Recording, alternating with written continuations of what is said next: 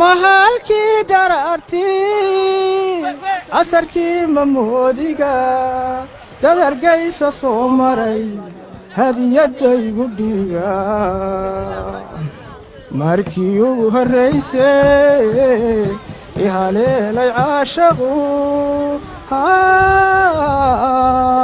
mahalkan fariistaa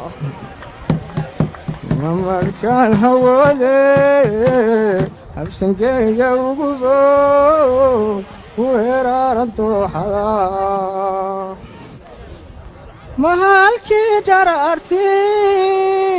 casarkii mamoodiga